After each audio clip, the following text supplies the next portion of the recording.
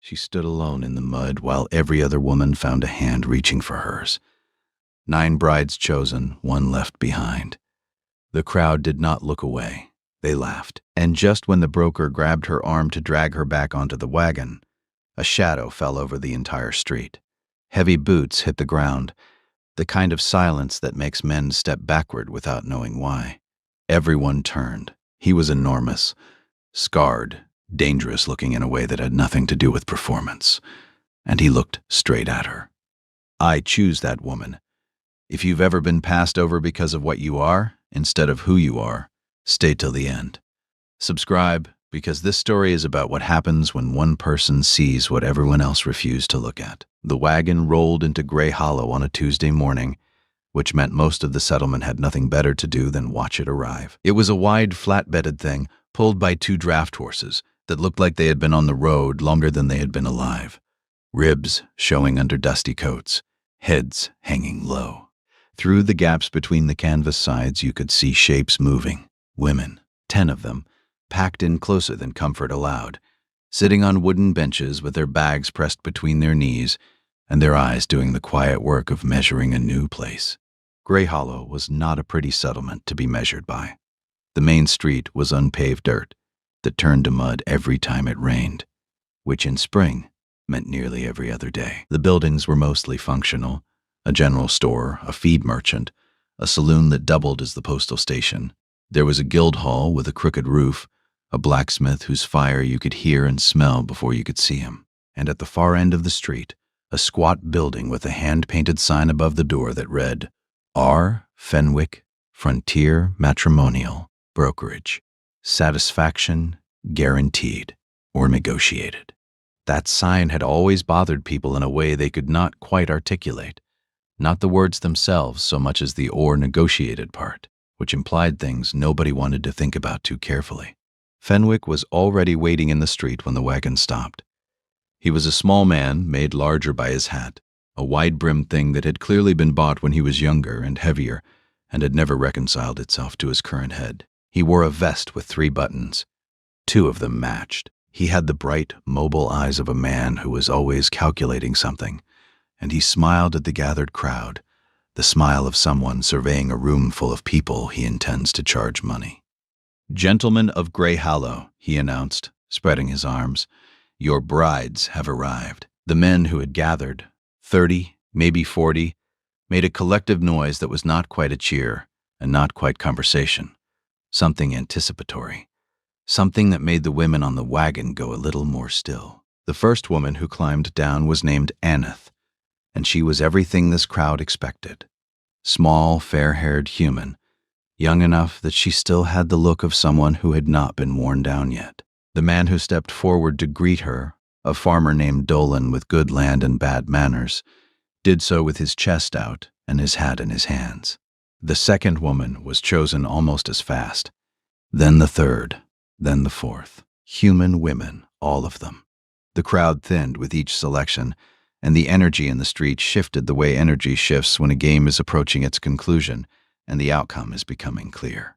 Dorsa was the last one still on the wagon. She had watched the others climb down, one by one, from her spot at the far end of the bench, closest to the back flap. She had watched each woman step into the light and find someone stepping toward her. Some pairings were warm, some were transactional, both parties eyeing each other with the practical calculation of people entering a business arrangement. That was fine, that was honest. Dorsa was not expecting romance. She was not the kind of woman who had ever had the luxury of expecting that. What she had expected, what she had allowed herself to believe on the long, jolting, cold nights in that wagon, was that she would be chosen, that somebody would need a capable woman, that somebody would look at her and see something useful, something worth bringing home. She climbed down from the wagon. The laughter started almost immediately. It was not all of them, in fairness to Gray Hollow. It was not even most of them. It was maybe 4 or 5 men near the back of the group, the kind of men who existed in every crowd, in every settlement. Men whose social lives depended on finding something to be contemptuous of, so they could lean together and feel superior for a shared moment. One of them said something that Dorsa could not hear clearly and did not want to. The others responded with laughter that told her it was about her species. She was Orc. Full-blooded, green-skinned, broad-shouldered Orc.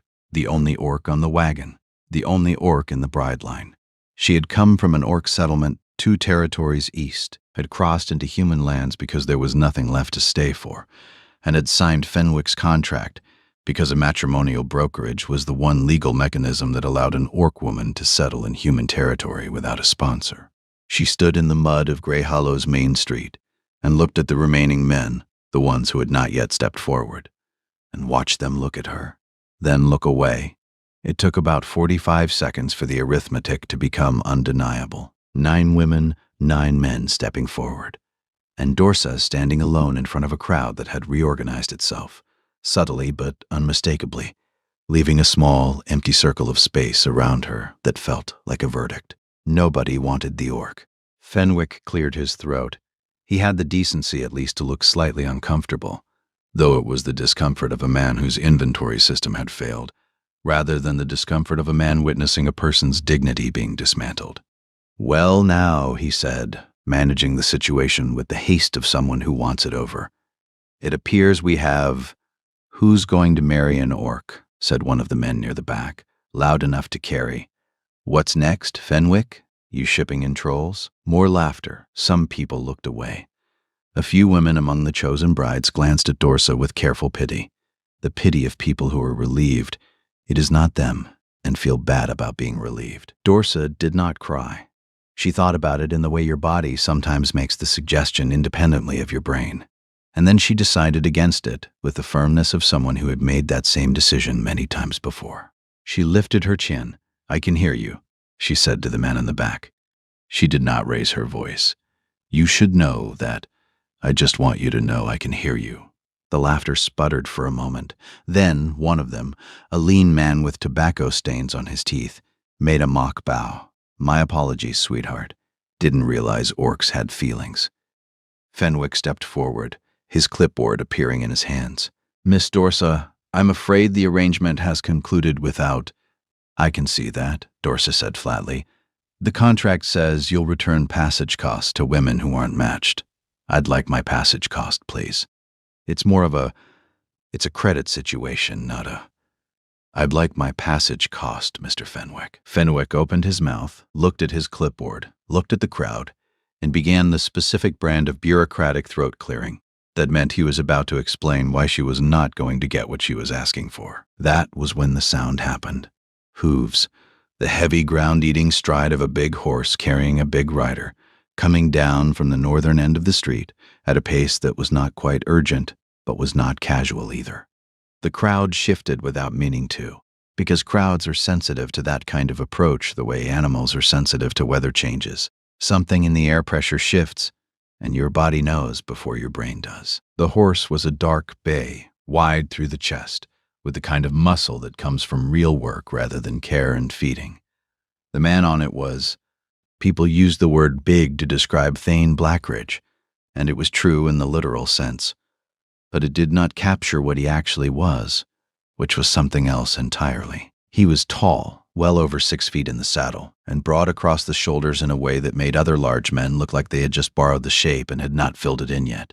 He had dark hair that he wore too long, hanging past the collar of a coat that had been good once and had since been repaired in several places with careful, competent stitching. His face was weathered, not old exactly, maybe mid-30s, but marked by weather and expression, and whatever it was that had put those lines at the corners of his eyes.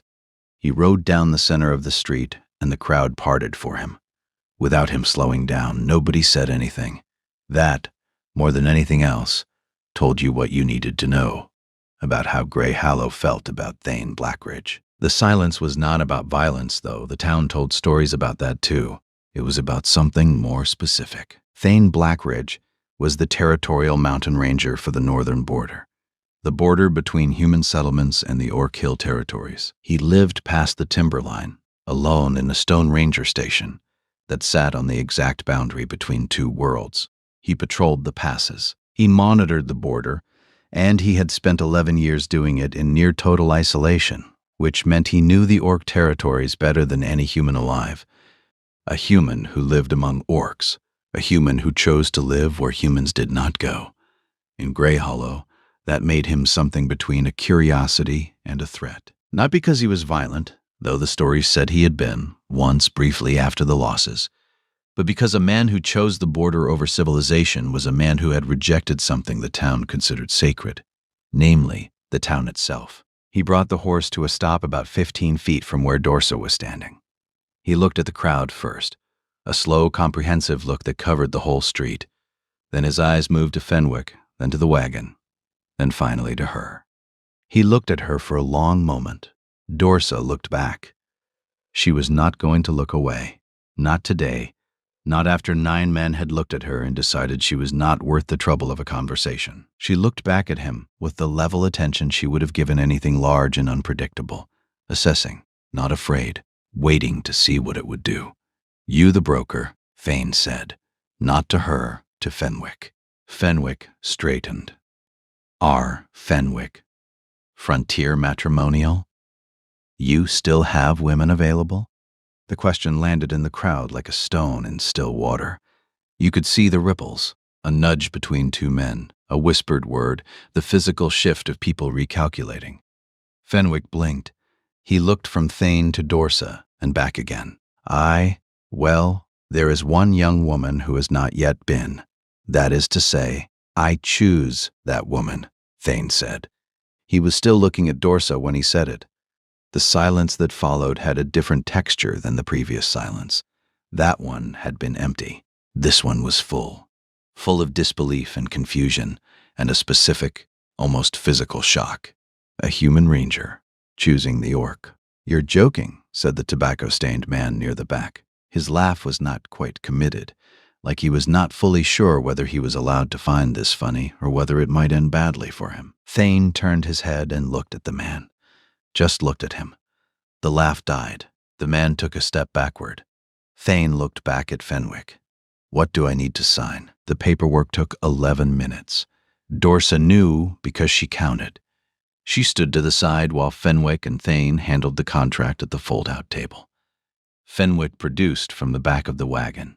The crowd did not disperse. They reorganized at what they considered a safe distance and talked in fragments she could hear.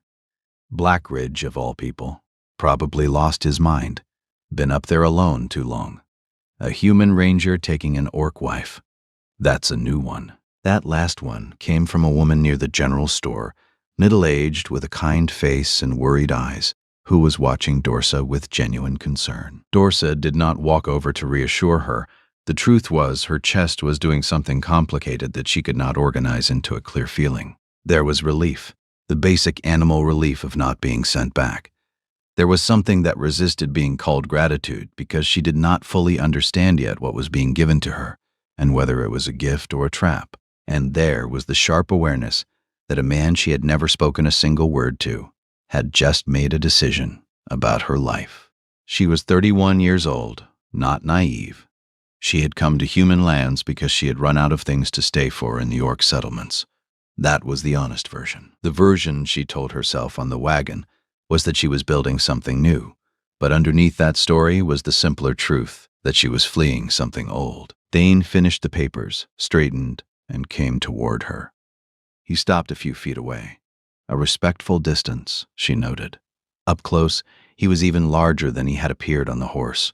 His hands were the hands of someone who built things, knuckles roughed up, fingers that had been broken at least once and healed slightly crooked. "I have a wagon," he said. "Half a mile up the north road. I didn't bring it into town because the streets are narrow and I don't like crowds." "All right," Dorsa said. He looked at her bag, one large canvas bag that contained everything she owned. "I can carry that. I'm fine." A pause. Okay, that was it. No sales pitch, no reassurance, no speech about what a wonderful opportunity this was. He turned and walked north up the main street, and Dorsa picked up her bag and followed him, and the crowd watched them go with the focused attention of people witnessing something they would be talking about for a long time. Near the edge of the crowd, the tobacco-stained man stepped forward and said loud enough for her to hear, "God's help you, woman." Dorsa did not turn around. She did not break stride. I don't need help from anyone in Grey Hollow, she said, but thank you for the sentiment. The wagon was where he had said it was, half a mile up the north road, pulled into a flat spot between two aspens. It was a good wagon, sturdily built, with a canvas cover that had been waterproofed with something that smelled like pine resin. There were supplies in the back, sacks of flour, dried beans, tools, coils of rope. The wagon of a man who thought ahead about what he would need. Thane checked the harnesses with the systematic attention of someone who understood that overlooking something small could become a large problem later. How far? Dorsa asked. To the station. 3 days in good weather. He glanced at the sky. 3 days, she understood that this meant the weather might not cooperate, and that he considered her capable of inferring that. What's the station like? He thought about that. She got the sense he was actually thinking about how to describe it accurately, rather than how to make it sound appealing. Big, he said. Stone and timber, warm in winter. There's a well, garden space. 2 rooms on the main floor, 3 above, a workshop in the back. Can I ride up front? She asked. That's where the seat is. I mean with you. Not in the back. He looked at her. Not assessing. More like someone checking to make sure they were reading something right. Yeah, he said. They climbed up the wagon, started north. The road began immediately to climb because north of Grey Hollow, the land rose toward the mountains with a seriousness that made clear it was not interested in gradual transitions. For a long while, neither of them spoke. Then Dorsa spotted it. A broken branch at the side of the road, freshly snapped, the inner wood still pale, fibers torn at a downward angle. Bare, she said. Thane glanced at the branch, then at her. This morning, she continued. Full-grown, heading east. The claw marks are on the inside of the tear. It reached up while standing, which means adult male. The sap hasn't darkened yet, so within the last 4 hours. She looked at him. You want to know why I read sign? Orc sproles grow up reading trail markers before they learn letters. My grandmother could track a fox across bare rock by the displacement of dust. Thane was quiet for a moment.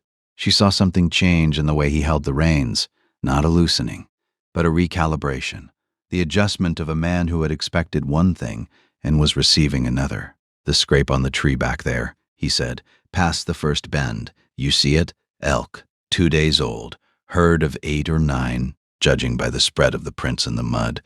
I counted 10. The 10th was a yearling. The prints are shallower, lighter body weight. I didn't count it as a separate adult track because it was walking in the lead doe's prints. He looked at the road ahead, then back at her. You're good at this, he said. I grew up tracking, she said. It's not a trick. It's how orc settlements survive. You read the land, or the land reads you. He nodded slowly, the way a man nods when something confirms what he was hoping. Dorsa, she said. What? My name is Dorsa. I'm from the Ashridge settlement, Eastern Orc territories, by way of 3 other settlements that didn't work out. I'm a hard worker. I can cook, though I'm not remarkable at it. I can read and write in common tongue and Orcish. I know some medicine, not a healer's medicine, but practical things. I'm not sentimental, and I don't frighten easily. She paused. I'm 31. Thane said nothing for a moment. Thane Blackridge, he said. I've been on the mountain 11 years. I don't get to town much. I noticed. Something moved at the corner of his mouth. It was not quite a smile, but it was something in the direction of one. I'll try to keep things clear between us, he said. I'm not good at. I don't always say things the way people expect. That's fine, Dorsa said. I'm not particularly delicate. He nodded once. They rode in silence after that, and the road climbed higher, and the aspens gave way to pines, and the air coming down from the mountains had an edge to it. Cleaner, cooler, carrying a scent Dorsa recognized from her childhood in the Orc Hill territories, the smell of altitude and stone, and the specific absence of everything human. Grey Hollow fell behind them, invisible below the tree line. She felt it disappear, like putting down something you have been carrying for too long. If an orc woman, riding away from the last settlement that rejected her toward a mountain she has never seen, beside a human she has never spoken to before today, just landed somewhere inside you. Subscribe. Like. Tell us where you're watching from, because the mountain is waiting. And so is the rest of the story. The ranger station sat in a natural hollow where the mountain's north face curved inward, creating a shelter that broke the worst of the wind from 3 directions. It was larger than Dorsa had expected. Stone walls the color of the mountain itself, as if the building had been grown rather than placed. Timber roof dark with age, 2 chimneys, windows that caught the afternoon light, a workshop attached to the back, and a garden plot to the south. That was winter bare but showed the orderly rows of someone who took growing things seriously. "You built all of that?" she asked. "Most of it had help with the stonework in the first year. After that, alone." 11 years, she said. Yeah, she looked at the station, then at the mountain, then at the man who had chosen her in front of a laughing crowd. He was looking at the station too, at the home he had built, stone by stone. And there was something in his face that she did not have a word for. Something that looked like the face of someone bringing something home that he had not known he had been missing. The first morning, Dorsa woke before dawn and lay still for several minutes, listening to a silence so complete it had texture. In the Orc settlements, silence did not exist. There was always the forge, always the communal fire, always someone in the next shelter turning on a pallet. On the wagon crossing to human lands, the silence was only ever partial: wind, horses, the groan of wood. But this was something different. This was a mountain deciding not to make noise, and it took her a moment to understand that the weight pressing against her ears was the absence of everything she had spent 31 years surrounded by. She got up. The room she had been given was the larger of the 2 on the main floor, a fact she noted because Thane's bedroom was the smaller one, tucked at the back near the workshop door. She did not know what to make of a man who gave the better room to a stranger and took the lesser one himself. She found him already outside, the rhythmic crack of an axe splitting wood. Very regular, efficient, the sound of someone who had been doing it long enough that it required no thought. She pulled on her boots and went out. "You've been up a while," she said. "I don't sleep much past the 4th bell." She looked at the stack of split wood. "Is this something that needs doing every morning, or are you working through something?" He paused with the next piece balanced on the block. "What do you mean?" "I mean, some people split wood because there's wood to split. Some people split wood because they need somewhere to put something." He looked at her steadily. "There's wood to split," he said. "All right," she said, and went inside. "What needs doing today?" she asked when he came in 20 minutes later. He looked at her. "You don't have to." "I know I don't have to. I'm asking what needs doing." There was a pause, and in the pause, she could feel him making a decision. "Cellar needs checking," he said. "Stores from winter. Need to know what carried through and what didn't. Garden needs turning as soon as the ground softens. The well rope needs replacing." He stopped. "I usually do this alone." "I know," she said. "What do you want me to start with?" "Cellar," he said.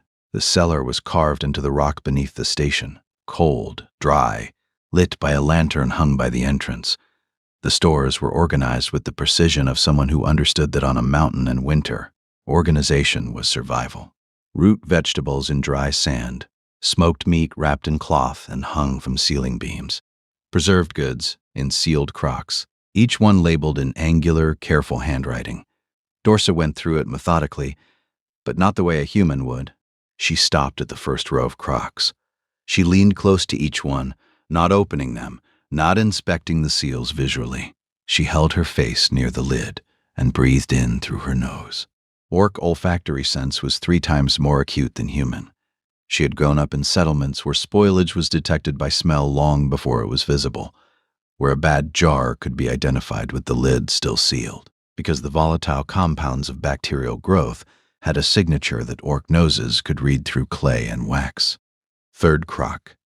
She smelled it. The faint, sour undertone of a seal that had failed and let air reach the preserves. She set it aside without opening it. 5th crock. Same thing. Different spoilage profile. More acidic. Older contamination. 9th crock. Fine. 10th crock. Fine. 12th crock. Bad, this one sharply so. The smell clear enough that she wrinkled her nose and moved it to the discard pile without hesitation. A bag of dried corn at the back had gotten damp. She could smell the mildew before she touched the bag. the specific fungal signature that meant it needed to be spread and dried immediately before the contamination went deeper. She climbed back up and told Thane what she had found. He listened. When she finished, he said, "The corn's salvageable if you spread it on the south-facing rock outside. Sun hits there first. I figured I'll do it after breakfast." He nodded. Then he paused. "You didn't open the crocks?" "No." "How did you know which ones were bad?" "I smelled them. Through the seal." "Through the seal." She looked at him. Orc noses work differently than human ones. "I can detect spoilage through a clay lid. I can smell the difference between good preservation and bad preservation, the way you can see the difference between a cracked beam and a solid one." He absorbed that. She could see him processing it, not with suspicion, but with the focused interest of a man updating his understanding of something he had previously managed with less efficient tools. "That would have taken me 2 hours," he said, opening each one, checking visually. "It took me 15 minutes, she said. Something changed in the way he looked at her. Not dramatically, just a small recalibration visible for a moment before he settled it back. Kasi had not showed it before he died, but it was as often as we could in that sense of realization of Colossus. But he was rushing for a second. If an orc woman identifying spoiled preserves by smell through a sealed lid just showed you that the things the world calls different are sometimes exactly what's needed. Subscribe. Like. Tell us. The second week was when the chair appeared. He brought it out of the workshop one evening and set it on the floor by the fire without explanation. It was a reading chair, pine joined without nails. The wood worked smooth enough to show the grain had been respected. There was a low back to it, curved and something small carved into the back. An aspen leaf pattern, subtle, but the proportions were what stopped her. She had spent 31 years sitting in furniture built for human bodies. Chairs too narrow across the seat, backs too low for orc shoulders, armrests at the wrong height, the perpetual, small discomfort of a body that did not fit the world it was expected to occupy. This chair was different. The seat was wider, the back was higher, and the curve accommodated the breadth of orc shoulders. The height was calibrated to orc leg length, which was slightly different from human, a few inches longer in the femur. She sat in it. It was exactly right. She fit in it, not in the adjusted, accommodated way she fit in human furniture, but actually fit. Her body and the chair in agreement. "Thane," she said. He was looking at the table, not at her. "How did you know the proportions?" He did not answer immediately. Then, "I've spent 11 years on the orc border. I've been inside orc furniture is built. The dimensions are different." She looked at the chair. She looked at him. "No one has ever built me a chair that fit," she said. He nodded, turned back toward the workshop, stopped with his hand on the doorframe. "If there's something you want done to the room, shelves, storage, you can tell me." "The room is good," she said, "but I'd like something from that wall of yours." He turned slightly. "Books, may I borrow them?" "You don't have to be careful with them," he said. "Books are meant to be read." She looked at the shelves. There were hundreds of them, broken-spined, page-marked, some repaired with leather strips because they had been read so many times the covers had given out. And among them, she noticed something that surprised her. Orc script. 3 volumes in the angular vertical writing system of the Hill clans. She pulled one out and opened it, a collection of orc histories, translated by no one, written in the original dialect. "You read Orcish?" she said. "I learned," he said. "Winters are long." "Are you fluent?" "Passable. I read better than I speak." She held the book. Something in her chest was doing something complicated that she was not ready to examine. "Teach me your instrument," she said. He looked at her with an expression she could not parse. "What instrument? Whatever you play at night when you think no one can hear." She had heard it on the 3rd night, a sound coming through the floor of her room. Structured, musical, coming from the workshop. She had gone to the workshop door and looked through the gap. Thane was sitting on a low bench, bent over a fiddle held across his knees, drawing a bow across the strings with a technique she had never seen. The music it made was low and strange, and moved toward resolution without arriving, like something searching for a door that kept shifting. She had stood at the door and listened without announcing herself, because announcing herself felt like it would end something that needed to finish on its own terms. She had never heard music like it before. Orc music was percussion, drums, rhythmic chanting, the steady pulse of communal gatherings where the beat was the structure and melody was secondary. Human string music was an entirely different architecture of sound. It moved horizontally where orc music moved vertically. It sustained notes where orc music struck them. It carried individual emotion where orc music carried collective rhythm. She had listened to it the way you listen to a language you do not speak but can feel the meaning of. And when he stopped and became aware of her, she said, "How long have you been playing?" "Since I was young." "I've never heard anything like it," she said. "Orc music is drums. I don't have a word for what this is. It's not songs," he said. "It's not anything anyone would want to listen to. It's what happens when you think," she said. He looked up at her. "Yeah," he said. "Something like that." "Play something else," she said. She sat on a crate near the door. "I want to understand how it works." He played. She listened. And in that workshop, in the gap between orc rhythm and human melody, something opened that had not been opened before. A space where two different ways of hearing the world could exist in the same room, without one canceling the other. He told her about his losses on an evening in the 4th week. "My wife," he said, "and my son, 8 years ago." He said it with the flatness of someone who had practiced saying a thing until the saying of it no longer broke him. But the practice showed because the flatness was itself evidence. "Her name was Liel. My son was Callum. He was 3. Dorsa waited. "Liel was human," he said. He looked at the fire. "We came up here together, built this station together. She loved the mountain, loved the border, the wildness of it, the way the orc territories looked at dawn." He was quiet for a moment, but her body wasn't built for the winters up here. The altitude, the cold, the specific conditions above the timberline. Orc physiology handles it. Human physiology. He stopped. The fever came in the 2nd winter, deep winter, when the passes were closed. I couldn't get her down to the valley in time. Dorsa held that information carefully. An orc woman would have survived that winter, she said. Not as a consolation, as a fact. "Yes," he said. His voice was rough. "I've thought about that every day for 8 years. She looked at him across the fire.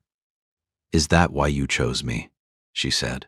"At the wagon, because you needed someone whose body could survive this mountain?" He met her eyes directly. "That was part of it," he said. "I'm not going to lie about that. 2 human women came up here before you, not wives, hired help, and both of them left within a single winter. Not because they were weak. Because the mountain isn't built for human bodies, and asking a human body to do what it can't do isn't courage, it's cruelty." He paused. "But that's not all of it. I could have hired an orc worker from the border settlements. Paid someone, I didn't need a wife for that. Then why?" "Because when they laughed at you," he said, "you didn't look at the ground. You stood there and you said, 'I can hear you.' And that was..." He stopped. "That was enough." Dorsa looked at the fire. She let that land where it needed to land, and she did not try to decide immediately what it meant. She told him about her own past on a night when the wind was loading up outside, and both of them were sitting at the table after supper. "I worked in a human settlement for 4 years, she said. A mill town east of the border. They hired orc workers because orc strength meant 1 orc could do the work of 3 humans on the loading docks." She paused. "They wanted my body. Not me. My body. The strength of it. They called me useful, which is a word that sounds like a compliment until you realize it's the only word they ever use for you. I was useful the way a draft horse is useful. And when the load got lighter and they didn't need orc strength anymore, I was the first one let go." She looked at Thane. "I told myself it was practical. Every decision I made, staying in that town, working those docks, signing Fenwick's contract, I called it practical. And it was, but practical was also the name I gave to being afraid." He was quiet. "When did you stop?" "When I was standing in Grey Hollow's Main Street being laughed at by strangers," she said. "And I realized that practical had gotten me exactly here, alone in the mud with nothing to show for it. And I thought, If this is where practical leads, then maybe practical isn't the thing I should be following. He looked at her with something that was past assessment, past calculation, something that had confusion in it and something else beneath the confusion. I think I understand that, he said. I think you do, she said. The fire burned between them. Neither of them moved to add wood. The station got slightly darker and slightly cooler, and neither of them moved. Something happened in that room, or rather, something that had been accumulating quietly for 4 weeks finished accumulating and became something you would have to name if you were forced to name it. Trust, not the performed kind, the kind that builds without you noticing, until you look up one day and realize you have stopped bracing for the thing you were afraid of. The silver was the thing Thane had not told her about until May. He said it at the table after supper, placing a folded piece of paper between them, like something that needed witnesses. Someone left that at Fenwick's office, he said. Addressed to me. A man dropped it off 2 weeks ago and didn't give a name. Dorsa read it. The handwriting was careful, deliberate. The handwriting of someone who understood that presentation was part of intimidation. It said that a businessman named Valdrick, representing the Valdrick Territorial Mining Concern, had acquired interest in mineral rights adjacent to the mountain, and that recent surveys suggested significant silver deposits. It said Valdrick would be interested in purchasing the property at fair assessment, and at the very end it said that Valdrick hoped Mr. Blackridge understood that the alternative to a civilized arrangement was generally a less civilized one. Dorsa set the letter down. How long have you known? She asked. About the silver. He looked at her. 11 years. She held herself still, not from anger, though. Anger was there. From the feeling of a room rearranging itself. Things she had thought she understood, moving into different positions. There's a natural shaft under the north slope, he said. I widened it some years ago. The vein runs deep. It's significant. And you never mind it? No. Why? He was quiet for a long moment. A log shifted in the fire. Because the mountain is sacred ground, he said. Dorsa looked at him. I've spent 11 years on the Orc border, he said. I know the Hill Clan territories. I know which peaks are sacred, which valleys are burial grounds, which ridges carry spiritual significance for the Orc settlements. This mountain, he paused. The Orc clans have considered this ridge a boundary marker for generations. It's not a temple. It's not a formal shrine, but it's a place the Hill Elders named in their territorial maps, and mining it would be a violation of something they consider inviolable. Dorsa's breath had gone shallow. Liel knew, he continued. When we came up here, she understood. We chose this mountain because it was a place where the border mattered, where the line between human and Orc territory was maintained by respect rather than force. Mining the silver would have turned that line into a transaction. He looked at the letter. I couldn't do it. Not to the mountain, not to what it represents. Dorsa looked at this human man who had spent 11 years sitting on a fortune he would not touch, because he understood what it meant to the Orc people who had never known he was protecting it. You should have told me in February, she said. I know. Why didn't you? Because I was afraid of what it would change. She let that sit. She did not tell him it was fine, because it was not entirely fine. The rider I saw last week, she said, in the trees below the station. He was watching from a position that gave a clear view of the north slope. Surveyman, Thane said. Valdrick wouldn't send the letter without someone already on the ground. So he knows what's here. He knows what the survey told him. He doesn't know the shaft. He doesn't know the depth of the vein. But he knows enough. Valdrick's man arrived 3 weeks later. His name was Sarek. Perhaps 40, pleasant-faced, wearing clothes too clean for a mountain visit. He rode into the yard with the administrative posture of a man reviewing property he had already decided to acquire. Dorsa was in the garden. Thane was on the workshop roof. The conversation went exactly as such conversations go. Smooth words, reasonable tone, the specific vocabulary of men who dress threats in politeness. Then Dorsa walked from the garden to where they were standing. Mr. Sarek, she said. Both men looked at her. You rode up here to talk to my husband. You've talked to him. He told you no. Sarek studied her. Mrs. Blackridge, this is a business. The answer is no, she said. The property isn't for sale, not at any number. Because a number isn't the point. She let that land. This mountain is Orc sacred ground, she said. The hill clans have maintained this ridge as a boundary marker for generations. Mining it would be a violation of territorial agreements that existed before your mining concern was incorporated, before this ranger station was built, and before any human set foot in this territory. Sarek's pleasant face cooled. I wasn't aware the hill clans had formal. They don't need formal documentation, Dorsa said. They have 300 years of unbroken tradition and a very clear understanding of what happens to people who violate sacred ground. If Valdric wants to test that understanding, he's welcome to address it directly with the hill elders. She paused. I can provide directions. Sarek left. They watched him ride back down the road. The Territorial Land Office, Thane said. You told him about sacred ground. Because it's true, Dorsa said. And because it's a dimension he hasn't calculated for. He planned for human law. He didn't plan for Orc tradition. Thane looked at her. You said we were married, he said. In front of a man like that, we're married, she said. Was that all right? Yes, he said. That was all right. If an Orc woman telling a mining company that they're standing on sacred ground just changed the shape of the fight. Subscribe, like.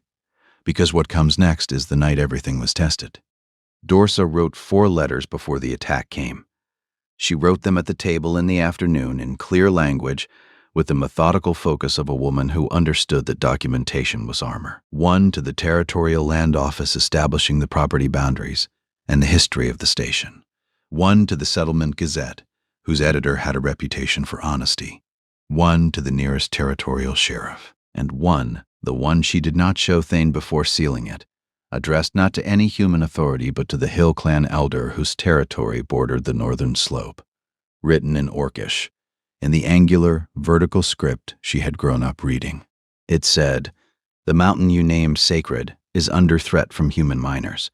The ranger who has protected this border for 11 years refused to mine the silver because he knew what the mountain meant to your people. Now, the miners are coming with force. If the elders wish to speak on the mountain's behalf, the time is now. She sealed it with the Orc clan mark she carried, the mark of the Ashridge settlement, her home clan, and sent it with a hill trader who passed through the border territory twice a month. She told Thane about the first 3 letters, not about the 4th. Not yet. The attack came on a night when the sky was moonless and the air carried the specific stillness that precedes violence. 10 men, 7 riders, 3 on foot with equipment. They came up the South Road at midnight with a paper from a deputy sheriff that was never meant to be examined closely, because the men carrying it were not interested in examination. Thane was at the south window. Dorsa was at the west. The first shot came from the trees. A test aimed at the station wall. The stone absorbed it the way stone absorbs everything, without interest, without damage. Thane Blackridge, called a voice from the darkness. We have a legal instrument. Come out peaceable. Show me the instrument, Thane said. Hold it up and light a match to it. Silence. The paper was not something they wanted examined. Then more shots. Rapid, probing, testing the stone from multiple directions. The station held. Thane had built it to hold. Dorsa smelled the smoke before she saw the light. The workshop, the timber sections, where the wood met the stone foundation. Someone had gotten a torch to the eastern wall. Fire, she said. Thane went through the workshop with a water container. Shots came from the trees, aimed at the back door. They were watching for him to come out. Dorsa went to the front window. She opened the shutter. Quick, low, and put the rifle against her shoulder. She had been practicing for weeks. She was not a natural shot, but she was reliable inside 50 feet. And the men in the yard were closer than that. She fired once, at the ground in front of the nearest horse. The horse went sideways. The rider fought it. The coordinated pressure on the workshop broke for a moment. It was enough. Thane came back in. The fire was contained, not extinguished, but managed. Then the front door came in, not the lock, the frame itself, forced by something heavy used as a ram. 2 men came through fast, and Dorsa was across the room, and the rifle was at the window she had just left. She was Orc. That was what they had not calculated for. She crossed the distance to the nearest man in 2 strides and hit him with her full weight. 220 pounds of orc muscle behind a shoulder that had been loading docks and splitting wood since she was 15 years old. The man went backward through the doorway and into his partner, and both of them went into the yard. She picked up the rifle. She pointed it at them from the doorway. "Out," she said. "Both of you out of this station right now." They looked at her. Hard men hired because they did not frighten easily, and they were doing the calculation. A green-skinned woman with a rifle and the physical strength to throw a grown man through a doorway. "I have been shooting this rifle for the past hour," she said. Her voice carried, clear, level. "I am not afraid of you, and the distance between us is one I can manage. Get out." They got out. The sound of horses leaving came 4 minutes later. Dorsa stood in the ruined doorway and listened to them fade, and the mountain silence filled back in around the absence. Thane came around from the workshop. He had a cut above his eye and a scorched forearm. He looked at her. She looked at him. "The arm," she said. "It's not bad." "Show me." She dressed the burn with the supplies she had prepared. Bandage cloth and salves made from herbs she had found in the cellar stores. The same herbs orc healers used in the settlements. The same preparations her grandmother had taught her. She worked carefully, and he sat still for it, and neither of them spoke about the 2 men she had thrown out of the station with her body. When she finished, she sat back and looked at him. "The deputies," she said. "The real ones. They saw all of it. Yes, and I sent letters before tonight, filed with the territorial authorities before any of this happened." She paused. "There's something else." He looked at her. "I sent a message to the Hill Clan elders in Orcish, telling them the sacred mountain was under attack." He was very quiet. "If Valdric fights this through human law, he faces the letters and the deputies. If he pushes further, he faces the orc clans. 2 fronts, 2 systems. He didn't plan for both." Thane looked at her for a long time. She could see something moving through him. Not anger that she had acted without telling him, but the slow, complicated recognition of what she had done and why. "You put the orc clans into this," he said. "The mountain is sacred to them," she said. "They have a right to know it's threatened. I've spent 11 years keeping them out of my problems." "This isn't your problem anymore," Dorsa said. "It's our problem, and the mountain isn't yours or mine. It's the mountain's, and the people who named it sacred have a stake in what happens to it." He looked at the fire. He looked at his bandaged arm. He looked at her. "All right," he said. The sheriff arrived 3 days later. The territorial one, from the regional seat, a methodical woman named Aldous Breck, who had no connections to Grey Hallow and no reason to protect anyone in it. She was thorough. She spent 2 hours at the station, walking the property, examining the damage, taking down what Dorsa and Thane told her in a leather notebook with careful attention. She spoke to them separately. Dorsa respected that. The right investigative instinct, verifying whether accounts matched without coordination. Hers did. So did Thane's. "The letters you filed," Breck said to Dorsa before leaving. "The ones to the Territorial Land Office, to the Governor's office." "Yes, those arrived before the incident." "That was the point," Dorsa said. Breck nodded slowly. "Valdric is a man with considerable resources," she said. "What comes next will not be fast." "I know how these things work," Dorsa said. "It may be difficult. A man sent 10 armed men to my home in the middle of the night. I already know what difficult looks like." What came next was not fast, but it was thorough. The territorial investigation moved through the system in increments, with paperwork at each stage. Valdric hired lawyers. Complaints were filed. Counter-complaints were filed. The machinery of human law ground forward at the pace human law always ground. And then the orc delegation arrived. 3 Hill Clan elders, old, green-skinned, carrying the formal authority of orc territorial governance, rode to the Territorial Land Office and presented themselves to the registrar. They brought with them a document that no human official had seen before: the orc territorial boundary map, maintained by the Hill clans for 300 years, hand-drawn on cured leather, annotating every sacred peak, every boundary marker. "Well, every ridge that carried spiritual significance. The mountain was on it, named in Orcish script, designated as a boundary marker of inviolable status. The elders testified that the mountain had been sacred to their people for longer than the human territory system had existed, that the ranger who had lived there for 11 years had maintained the boundary with respect and had refused to mine the silver beneath it because he understood what the mountain meant, that the Orc clans recognized this human as a protector of their sacred ground, and that any attempt to mine the mountain would be regarded not as a legal dispute, but as a violation of Orc territorial sovereignty. The territorial judge, a man accustomed to human property law and not accustomed to Orc elders standing in his courtroom with 300-year-old maps, listened with the expression of someone whose legal framework was being expanded in real time. Valdric's lawyers argued that Orc territorial claims had no standing in human courts. The judge noted that the territory operated under a bilateral treaty with the Orc Hill clans, signed 40 years prior, which explicitly recognized sacred sites designated by Orc authorities. Valdric's lawyers had not read that treaty. The judge had. The claim was rejected. The mountain was declared a protected boundary site under bilateral treaty law. Mining was prohibited. Valdric's survey filings were invalidated. Valdric himself, facing legal costs that had exceeded any plausible return on the silver beneath the mountain, withdrew from the territory. Fenwick, when contacted by the territorial court to confirm the details of Dorse's brokerage contract, told the truth. His deposition was straightforward.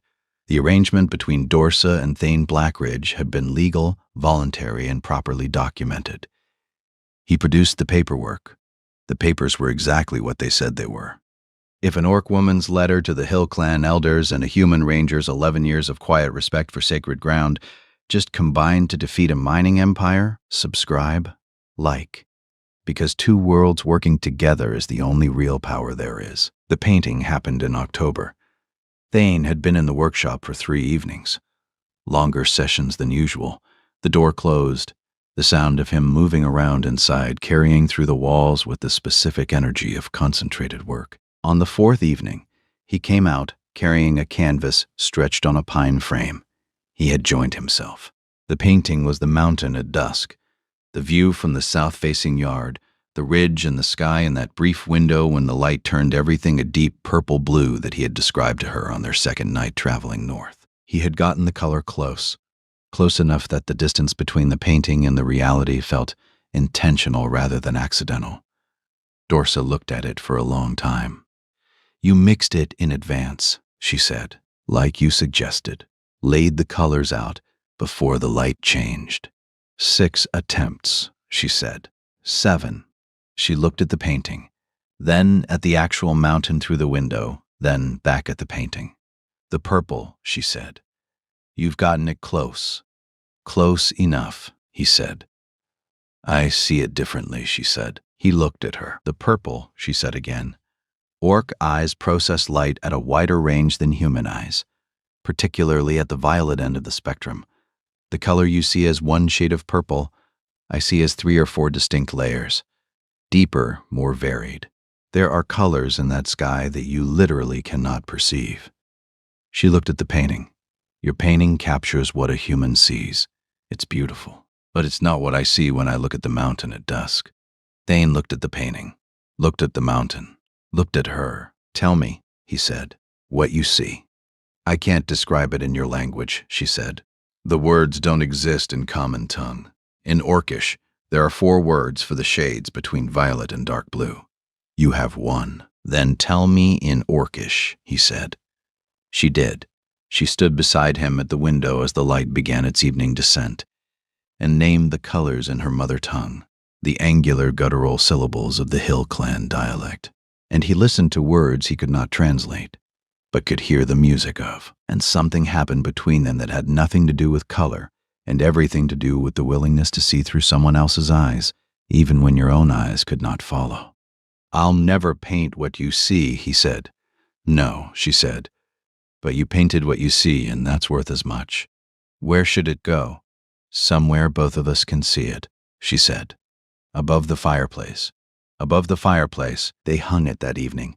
It was slightly crooked, 2 inches lower on the left, and Thane hit his thumb with the hammer, and said something in Orcish that she had taught him the previous week, and that was not polite. She laughed, the full kind, unrationed. He looked at her with the exasperation of a man who had just hurt himself. And then he laughed too, a sound she had heard before, but not often, and that she suspected most people had never heard from him at all. On a November evening when the first real snow had been falling since midday and the fire was the center of everything, Thane said, "I want to tell you something." Dorsa looked up from the book she was reading, the Orc Histories, which she was reading for the third time. He said it in common tongue first, quiet, direct, without decoration. "I love you." Then he paused, and in Orcish, clumsy, the pronunciation imperfect, the tones slightly wrong but recognizable, he said it again. The Orcish phrase for it, which was not a direct translation because Orcish did not separate love into a single word, but distributed it across a phrase that meant something closer to, "I have chosen to carry you with me." He had learned it, practiced it, got it close enough that the meaning carried even through the imperfection. Dorsa looked at him. She answered in common tongue first. "I know," she said. "I love you too." Then, in Orcish, fluid, native, carrying the weight of a language she had spoken since before she could walk, she said the return phrase, the one that meant, "I choose to be carried." 2 languages, 2 ways of saying the same thing, neither of them sufficient alone. He nodded. The way he nodded when something confirmed what he had been hoping but had needed to hear. It was, she thought, the most Thane response imaginable, and she loved it for being exactly that. In the spring, he opened Liel's notebook. He had mentioned it once, his dead wife's plans for the mountain, a settlement, Orc and human families building together on the border, in a place where the line between 2 worlds was maintained by shared labor rather than mutual suspicion. He set the notebook on the table between them. It was small, leather-bound, the handwriting inside neat and human, and full of numbers and ideas, and the specific optimism of a woman who had believed something good could be built in a difficult place. "People have been writing," he said. "The Gazette editor and his wife, a widow from the southern settlements with 2 children, 2 Orc families from the border territories who heard about the sacred mountain ruling and want to live near it." Dorsa looked at the notebook, at Liel's handwriting, at the plans of a woman she had never met, but whose presence she had felt in every stone of this station, every shelf, every dimension of the room she slept in that had been built for someone else, and now held her. She wanted Orc and human families, Dorsa said. She wanted a place where the border wasn't a wall, Thane said, where it was a meeting point instead. "That's what the station already is," Dorsa said.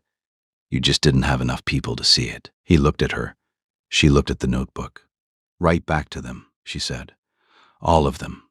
Tell them there's room. They came in the spring. The editor and his wife, the widow, Ruth, with her 2 children, the Orc families, a young couple from the eastern settlements, and an older woman with 3 grandchildren who had been displaced from her original clan territory and had been looking for a place that would hold her. It was not a grand settlement, not yet. It was a beginning. Ruth's children ran in the garden. The younger one, a small Orc girl of about 5, found the south-facing rock one afternoon, the flat one where Dorsa had spread corn to dry in her first weeks on the mountain, and sat on it in the morning sun with uncomplicated satisfaction. "Good spot," Dorsa said. The girl looked up with clear eyes. "It's warm. It catches the light first," Dorsa said. She went back to her work. The mountain went on being the mountain. The aspens below the tree line had budded again, pale green, not yet sure the frost was finished, but growing anyway, because that was what living things did when they had decided to. On a clear evening, when the light came down at the low angle that turned the aspens to gold and the mountain to purple, the purple that Dorsa saw in 4 shades and Thane saw in 1, and that the painting above the fireplace captured somewhere between the 2 of them. They stood together on the ridge above the station. Below them, the settlement was taking shape. Smoke from 3 hearths, the sound of children in the garden, the Orc grandmother singing something rhythmic and low while she worked, and the editor's wife laughing at something her husband had said. Orc families and human families on the same mountain, through the same door, under the same sky. Thane stood beside her, not behind her, not in front, beside her, which was where he had been standing since the first day on the wagon, and where he would stand for every day after this one. She did not look at him. He did not look at her. They both looked at the horizon, at the border between two territories that was no longer a line on a map, but a place where people lived. And if you had been close enough to see, which you were not because some moments belong only to the people inside them, you would have seen two hands at their sides, close together but not quite touching. One green, one not, both marked by work, both carrying the evidence of a life built rather than received. The mountain held them the way mountains hold everything, without opinion, without judgment, without caring who they were or where they came from, or what anyone in Grey Hollow had said about them on a Tuesday morning in the mud. The mountain only cared about one thing. Could they hold it? They could. Together, they could. And that was everything.